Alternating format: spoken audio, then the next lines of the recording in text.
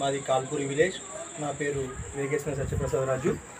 నేను గౌరవనీయులైన తెలుగుదేశం పార్టీ జాతీయ పార్టీ వ్యవస్థాపకులు అధ్యక్షులైనటువంటి నారా చంద్రబాబు నాయుడు గారికి మా యొక్క బాధాకరమైన విషయం ఒకటి మీకు తెలియజేయడానికి ఈరోజు నేను ఇలా మీ ఒక యూట్యూబ్ ఛానల్ ద్వారా మీ దగ్గరికి నా సందేశం మీకు పంపడం కోసం ఇలా మాట్లాడుతున్నాను. అయ్యా, నేను పుట్టినప్పటి నుంచి కూడా 1983లో పుట్టాను సార్. నేను అప్పటి నుంచి కూడా నాకు ఊహ తెలిసిన కాడి నుంచి కూడా ఎప్పుడు కూడా తెలుగుదేశం పార్టీ తప్ప రెండో పార్టీ అంటే తెలియదు నాకు. ఒక తెలుగుదేశం పార్టీ కూడానే ఉన్నాము. ఎందుకంటే మాకు దండు సత్యనారాయణ గారు అని మా తాతయ్య గారు ఉండేవారు. ఆయన కాల్పూరు గ్రామానికి తెలుగుదేశం పార్టీ అధ్యక్షుల కింద ఉండేవారు.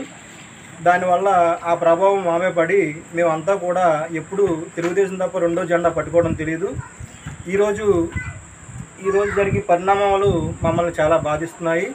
అవి ఎంతవరకు బాధించాయంటే, రాంబాబు గారికి సీట్ లేదు, ఇవ్వట్లేదు, వేరే ఎవరికో ఇస్తున్నారు అంటున్నారు.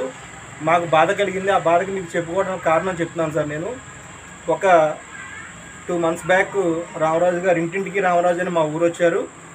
మా ఊరికి వచ్చినప్పుడు ఊరంతా కూడా ఆయన కూడా నేను తిరగడం జరిగింది. మొత్తం ఊరంతా కూడా 2 రోజులు తిరిగారు. ఊరు మొత్తం తిరిగితే 15 కిలోమీటర్లు వచ్చిందండి. ఊరంతా తిరిగాము, ఇంటింటికి ఆయన కూడా తిరిగాము. తిరిగినప్పుడు నాకు విలేజ్లో నా కుటుంబం ఉంటుంది. నా కుటుంబ సభ్యులందరూ కూడా చాలామంది ఉన్నారు.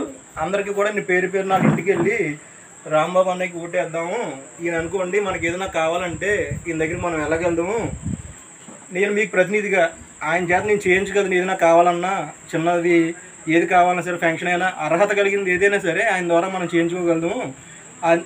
అటువంటి నాయకుడు మనకు దొరకడు. ఆయన 5 సంవత్సరాల నుంచి కూడా పార్టీకి చాలా కష్టపడుతున్నారండి. ఆయన తిరిగిన విధానం చూశాను నేను. మొత్తం ఆయన పెరిగిన విధానం మొత్తం తెలుసండి నాకు ఆయన గురించి. చాలా ఎంత అంటే ఆయన కష్టం, నేను 15 కిలోమీటర్లు తిరిగితే 2 రోజులు లేగలేదండి, కాలు వాసిపోయి. అటువంటిది 1430 కిలోమీటర్లు తిరిగారు ఆయన. మొత్తం నియోజకవర్గం ఇంటింటికి గడపకి ఇంటింటికి రాంబాబు అని ఏమేమి పథకాలు ఇస్తాము, చంద్రబాబు నాయుడు గారు ఏమి ఇచ్చారు, ఇంకా ఏం చేయబోతున్నారు అనే ఒక ఆ ఫీలింగ్ మాలో కలిగించారు ఆయన. అది ఎంతవరకు అంటే ఆయనే మాకు లీడరు అన్న పరిస్థితి మాకు కలిగించారు. అలాగే కూడా మేము అందరం కూడా ఆయన కూడా తిరగడం జరిగింది. ఇప్పుడు ఆయన కాదు వేరే ఎవరికో ఇస్తున్నాము అంటున్నారు. అంటే మీరు పార్టీని ఏం చేద్దాం అనుకుంటున్నారు? 83 నుంచి కూడా పార్టీ స్థాపించినప్పటి నుంచి కూడా ఈ యొక్క నియోజకవర్గంలో తెలుగుదేశం కంచుకోట అనే పదం ఎప్పుడు వినిపిస్తుంది. అటువంటి పార్టీని ఈ 4 రోజుల నుంచి కూడా ఈ నియోజకవర్గం సీటు పట్టుకెళ్ళి వైఎస్ఆర్సీపీ చేతిలో పెట్టి పొజిషన్ మీరు తీసుకొచ్చేశారు.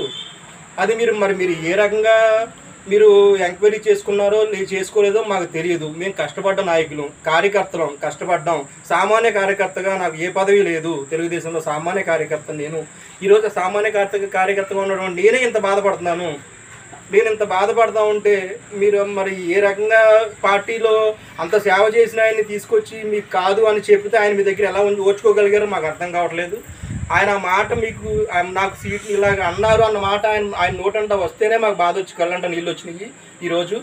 అటువంటి మాకే ఇంత బాధగా ఉంటే ఇన్ని సంవత్సరాలుగా ఆర్థికంగా కానీ ఇంకో రకంగా కానీ ఏ రకంగా అయినా సరే ఇంతమందికి అండగా ఉండి ఈరోజు ఈ పరిస్థితిని అనుభవించడానికి గల కారణం ఏంటో మీకే తెలియాలి. అది మీ విజ్ఞతకే వదులుతున్నామండి. అలానే మేము ఇంకో పార్టీకి వెళ్ళి అవకాశం ఉండదు. ఇది ఏంటంటే మీకు తెలియజేయడం కోసం కేవలం నేను ఈ వీడియో చేస్తున్నాను. మీరు మా యొక్క సందేశాన్ని మీరు కొంచెం మనసులో పెట్టుకుని పరిధిలోకి తీసుకుని మా యొక్క ఆవేదన కూడా ఏంటంటే, మా ఆవేదన ఇంకో రకంగా వేరే ఏమీ కాదండి. మన యొక్క పార్టీ ఇక్కడ ఉండి తెలుగుదేశం పార్టీ అంటే ఏంటి, ఉండి నియోజకవర్గం అంటే తెలుగుదేశం పార్టీ కంచుకోట అన్న పదాన్ని 4 రోజుల నుంచి ఏం జరుగుతుందో ఏంటో అన్నది అలా ఇక్కడ శాంతియుతంగా జరిగే వాతావరణం. ఇక్కడ మా వాతావరణంతో కూడా ఎంతో శాంతియుతంగా జరుగుతుంది. అటువంటి వాతావరణాన్ని ఎన్ని ఇబ్బందులు గురి చేస్తున్నారు. అది ఏమీ లేకుండా మాకు ఒక 2 రోజుల్లో మీరు ఏదో ఒక రకంగా ఏం చేస్తారో మాకు అనవసరం అండి. ఎవరికి ఇస్తున్నారో మీరు ఇంకోటి ఇస్తున్నారో మేము అడగట్లేదు. కానీ మాకు రాంబాబు గారు కావాలి. ఎందుకంటే సామాన్యంగా మేము ఆయన దగ్గరికి వెళ్ళగలి పొజిషన్ ఆయన ఈరోజు తీసుకొచ్చారు. 5 సంవత్సరాల నుంచి కూడా మాకు కూడా అన్నారు, మేము ఆయన కూడా ఉన్నాం. అలాగే అటువంటి ఆయన్ని బాధపడుతుంటే మేము చూడలేకపోతున్నాం. అలాంటి పార్టీ పాడైపోయినా మేము బాధపడతాం, మేము చూడలేమండి. మీకు ఎలా ఉన్నా మాకు తెలియదు. పార్టీ కింద చూస్తాం మేము. మాకు పార్టీ అంటే దేవత.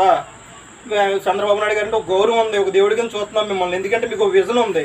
ఆ విజన్ ప్రకారం మేము మా పిల్లల భవిష్యత్తు బాగుంటుందని ఒక విజన్తో మీకు కూడా ఉంటాం. ఇప్పుడు జరిగింది మా పిల్లల భవిష్యత్తు బాగుంటుందని ఎన్నో రకాలుగా ఎన్నోసార్లు చెప్పడం జరిగింది. మీరు ఇది కొంచెం పరిగణలోకి తీసుకుని ఈ ఒక్కదానిని మీరు ఏం చేస్తారో చేసి మా యొక్క భావోద్వేగ సందేశాన్ని మీరు పరిగణలో తీసుకుని మమ్మల్ని కొంచెం అన్ని రకాలుగా కూడా ఈ యొక్క పరిస్థితి నుంచి బయటపడాలని కోరుకుంటూ సెలవు తీసుకుంటున్నాను. జై తెలుగుదేశం, జై చంద్రబాబు నాయుడు.